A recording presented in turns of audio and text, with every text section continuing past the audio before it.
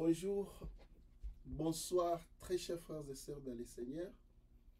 Nous bénissons le Seigneur pour cette grâce que nous venons d'obtenir de nouveau pour paraître comme vous les voici, comme vous les voyez plutôt, en votre présence en ligne. Nous sommes donc le mercredi 18 mai 2022 et nous voici pour notre tranche d'enseignement, de réflexion, de prédication, d'exhortation, comme vous le voulez, autour des thèmes spécifiques.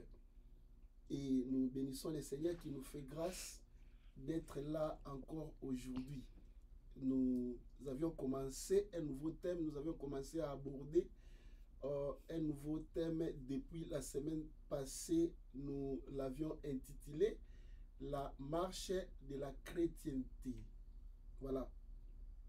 Comme d'habitude, nous voulons, n'est-ce pas, prier.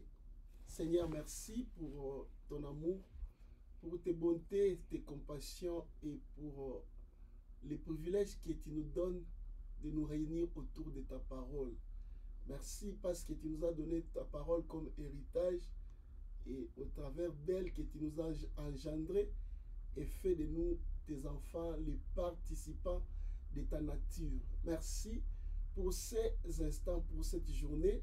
Merci pour toutes tes faveurs et toutes les grâces que tu as déjà prévues. Nous bénissons ces instants et je prie au nom de Jésus qu'une onction particulière, Seigneur, se colle à cette parole afin que ceux qui l'écoutent maintenant et ceux qui l'écouteront plus tard puissent découvrir ta bonté, ton amour et tes merveilles innombrables au travers de ta parole. Fais cela, Seigneur, par ton amour, au nom de Jésus-Christ. Nous avons ainsi prié. Amen. Amen. Voilà, partageons comme nous le faisons toujours. Et la fois passée, je vous ai dit que nous sommes en train de connaître un petit problème, n'est-ce pas, sur les notifications. Il y en a qui n'arrivent pas à voir les notifications de Berea Ministries International.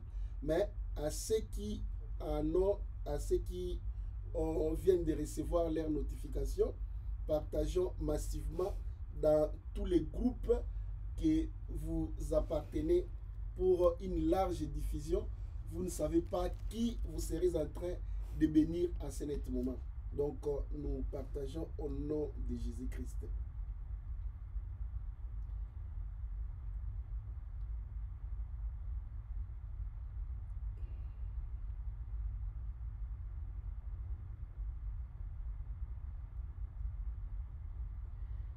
Gloire au Seigneur pour vous tous qui êtes en train de le faire, qui partagez.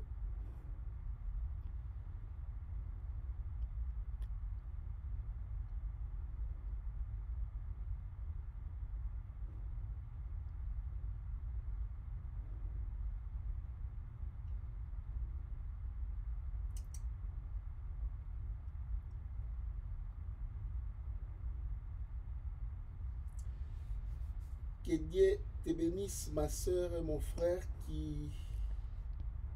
pour la promptitude que vous avez, n'est-ce pas, de partager cette live dans les différents groupes. Et n'oubliez pas aussi de liker, comme nous le faisons d'habitude. Merci beaucoup.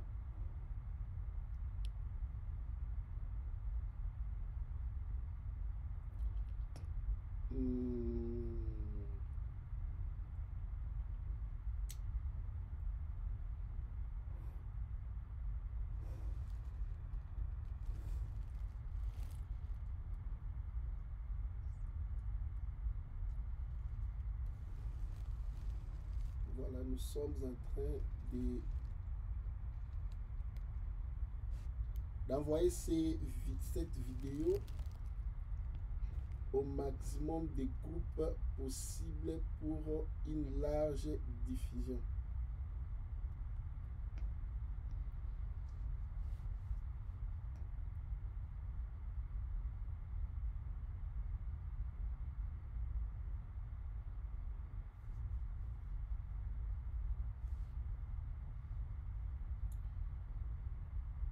Et voilà. Merci beaucoup. Que Dieu soit loué. Alors, nous étions en train de parler de la marche dans la chrétienté pour la deuxième séance que voici. Nous sommes en train d'épingler les bénéfices, n'est-ce pas, ou les conséquences du salut. Et la plus grande conséquence ou le plus grand bénéfice qu'on ne peut jamais estimer et que je ne voudrais pas que vous perdez de vue, parce que si vous les minimisez ou vous perdez de vue cet aspect, vous aurez des difficultés de rester et de demeurer chrétien. Nous en parlons, mais peu de chrétiens s'identifient valablement et totalement à cet aspect. Quel est cet aspect? C'est que être enfant de Dieu. Nous avions dit la semaine passée que ce n'est pas un slogan. Nous sommes des enfants de Dieu. Nous avions lu avec vous Jean chapitre 1er, versets 11 à 12. La parole de Dieu nous montre que ceux qui ont reçu le Seigneur Jésus-Christ et qui croient en son nom, il les a donné le pouvoir de devenir enfants de Dieu. Et ça, ce n'est pas peu de choses. C'est un privilège incommensurable, mon frère bien-aimé. C'est un privilège du jamais entendu, du jamais vu. C'est ce qui fait, en fait, la gloire de la chrétienté. C'est ce qui fait la fierté d'être chrétien. C'est le bénéfice le plus grand du salut. Et nous avions donné un aspect des choses lorsque nous avions lu Marc chapitre 16, versets 15 à 16. La Bible dit, allez prêcher la bonne nouvelle à toute la création. Celui qui croira et qui sera baptisé sera sauvé. Celui qui ne croira pas sera condamné. Et la Bible dit, voici les miracles qui accompagneront ceux qui auront cru. Ces miracles-là sont comme des signes qui prouvent, n'est-ce pas, que réellement vous avez cru. Et Dieu a prévu cela comme de preuves, comme des signaux qui ne trompent pas, pour nous rassurer que réellement nous sommes devenus d'autres personnes. Et j'avais dit en soulignant que si tu as cru au Seigneur Jésus-Christ, si tu crois que tu es sauvé, tu dois militer, tu dois vraiment être concerné. Tu ne peux pas être à l'aise si tu ne manifestes pas ces signaux. N'est-ce pas? Parce que, écoutez bien aimé, tu ne peux pas prétendre être sûr d'aller au ciel comme une promesse. Irréaliste, une promesse dont tu espères seulement comme ça, alors que il y a des promesses que normalement que tu devrais vivre aujourd'hui, ça ne vient pas, ça n'apparaît pas dans ta vie. La parole de Dieu n'est pas une fiction. La parole de Dieu, Dieu n'est pas lancé cela en néant comme ça, comme pour consoler les gens. Dieu prouve sa parole. La Bible dit, Dieu veille sur sa parole pour l'accomplir. Et le Seigneur Jésus-Christ a dit, il ne s'enlèvera pas un seul iota de cette lettre, de la parole. Parce que la parole de Dieu revêt de l'autorité de Dieu lui-même. Cette parole de Dieu identifie Dieu qui l'a inspiré. Donc, si la parole de Dieu est inefficace, Dieu est inefficace. Si la parole de Dieu ne s'accomplit pas, Dieu est menteur. La gloire de la parole de Dieu, personne ne peut la contester. Personne ne peut la ternir. Personne ne peut l'empêcher. Personne n'a le pouvoir d'arrêter la puissance de la parole de Dieu. Parce que tu n'en es pas, n'est-ce pas? Tu n'en connais pas les tenants et les aboutissants. Celui qui a parlé cette parole, l'auteur de cette parole, veille sur elle. Et il le fait pour l'accomplir. Alors, lorsque la Bible dit que Jésus-Christ, lorsque nous croyons en Jésus-Christ, il nous donne le pouvoir de devenir enfants de Dieu. Et si ça ne t'excite pas, si ça ne te chatouille pas, si ça ne te réjouit pas en tant que chrétien, je ne sais pas. Comme j'avais posé la question la fois passée, qu'est-ce que vraiment tu aimes dans la chrétienté? Qu'est-ce que tu aimes dans le christianisme? Qu'est-ce qui te réjouit dans la chrétienté? Le fait d'être chrétien.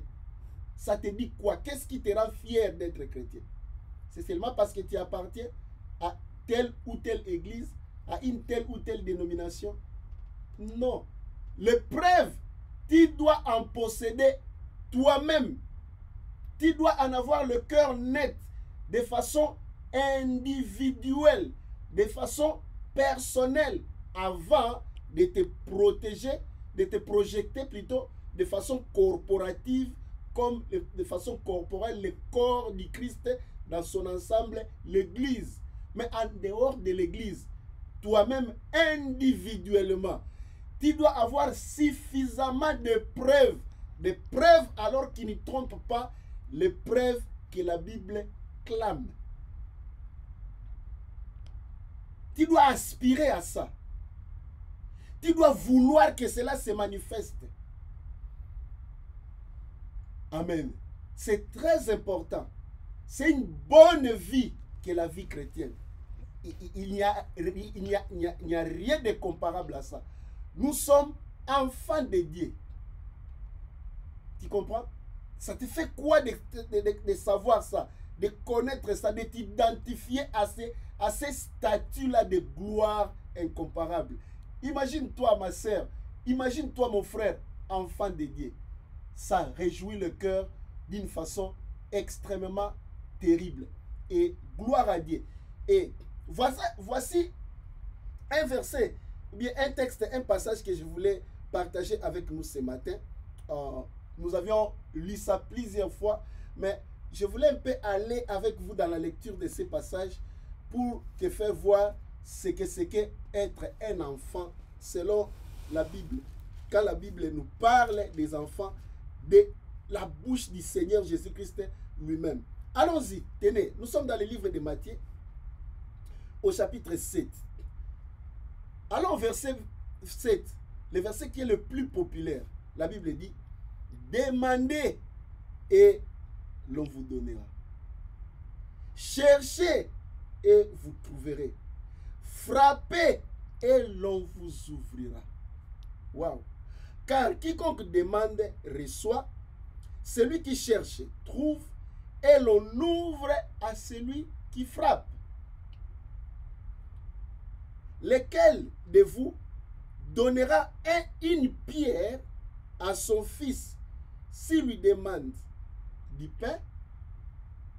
Verset 10. Ou s'il demande un poisson, lui donnera-t-il un serpent? Si donc, verset 11, ça c'est ce qui me réjouit. Je voulais attirer ton attention, chers frères chrétiens, parce que très souvent, nous nous focalisons aux choses que nous n'avons pas. Nous nous focalisons aux choses qui nous diminuent, qui nous culpabilisent en rapport avec le péché, en rapport avec le manque de ceci, le manque de zèle, le manque d'engagement, le manque de ceci, le manque de cela. Mais essayons un peu de nous focaliser un peu seulement, n'est-ce pas, sur les bénéfices, les choses que Dieu a déjà mis à notre disposition en tant que chrétiens, en tant que ses enfants. Écoute, ça c'est le Seigneur Jésus-Christ, notre Seigneur qui parle, c'est lui notre Sauveur. C'est lui qui s'est substitué à notre place. Regarde ce qu'il dit avec beaucoup d'affection. Il dit, si donc méchants comme vous l'êtes, vous savez donner de bonnes choses à vos enfants. La Bible dit, à combien plus forte raison. Ah, ça j'aime. Hein? Tu as écouté ça? À combien plus forte raison. Ça te fait quoi? À combien plus forte raison? Ça c'est le Seigneur qui dit, si nous, parce que naturellement, les hommes, nous sommes égoïstes. Les hommes, nous sommes méchants. La Bible dit le cœur de l'homme est mauvais. C'est le diagnostic de Dieu. Dieu a cherché, a sondé et a diagnostiqué le cœur de l'homme. Il a fait une déclaration que le cœur de l'homme est mauvais. De nature, nous sommes de mauvaises personnes. Mais malgré notre état de mauvaises personnes, lorsqu'il s'agit des enfants, tout parent ressent ce plaisir-là de donner de bonnes choses à ses enfants. Et tant que père, tel que je suis là, ça a été toujours un plaisir de donner à mes enfants de bonnes choses, de donner à mes enfants le meilleur des choses possibles. En tout cas, si j'en avais, je leur donnerais de meilleurs. C'est un plaisir pour un père. Et le Seigneur compare notre Père céleste à nous qui sommes des hommes. Les sentiments de donner que ressent tout papa humain, quoique mauvais, le Seigneur dit à combien plus forte raison. À combien plus forte raison. Votre Père qui est dans les cieux donnera-t-il de bonnes choses à ceux qui les lui demandent. Amen. Voici un peu ce privilège ici. Dieu se plaît, en tant que Père, de donner de bonnes choses à ses enfants qui les lui demandent. Lorsque tu écoutes ces paroles ici, ça te fait quoi en tant qu'individu? Tu sais, frère, tu sais, sœur, le problème est que parfois tu ne te mets pas dans cette peau-là d'un enfant auprès du Père. Lorsque tu t'approches devant Dieu, tu ne t'approches pas comme si tu allais auprès d'un père. Tu t'approches timidement. Tu t'approches avec beaucoup de réserve. Tu t'approches, comme qui dirait, comme un esclave. Pour aller supplier. Je ne vois pas un parent qui verra son enfant s'approcher de lui pour supplier des choses alors qu'il a droit de demander des choses qu'il veut ou qu'elle veut. C'est auprès de ton papa que tu t'approches de cette façon. Écoutez, ton attitude détermine ton altitude. Ton attitude détermine ce que toi-même tu reconnais au-dedans de toi que tu es devant cette personne. En termes de relation, l'attitude que je prends devant qui que ce soit dépend de ce que moi je conçois comme relation que j'ai envers cette personne. Je ne peux pas adopter la même position, la même attitude à des différentes personnes lorsqu'il s'agit de demander quoi que ce soit, parce que les degrés d'intimité, les degrés de relation, les degrés de considération sont différents. De quelle manière tu considères Dieu? Quel est le titre qu'on t'a présenté du Dieu que tu invoques? Le Seigneur nous l'a présenté comme Père. Même dans la prière, il dit, voici comment est-ce que vous devez prier. N'est-ce pas? Il dit, dites, notre Père. Le Seigneur nous l'a présenté comme notre Père. Pourquoi il l'a fait?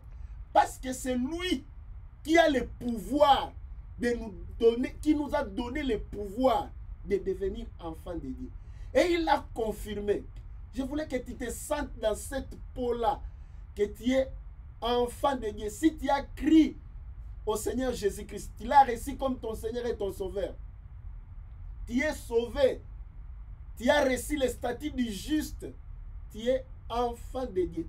Et voilà un verset qui peut te réjouir. Approche auprès de ton Père. Demande-lui de bonnes choses. Dieu aime que nous les lui demandons. Écoute, tout ce que Dieu a créé, il l'a créé pour les hommes. Voilà pourquoi il a commencé d'abord à créer tout. Lorsque vous lisez le livre de Genèse au chapitre 1er, Dieu a tout mis à l'existence. Et la dernière de ses œuvres, c'était l'homme. Lorsqu'il a tout créé, c'est alors il a dit, créons l'homme à notre image et selon notre image et à notre ressemblance. À suivre le mercredi prochain. Que Dieu vous bénisse.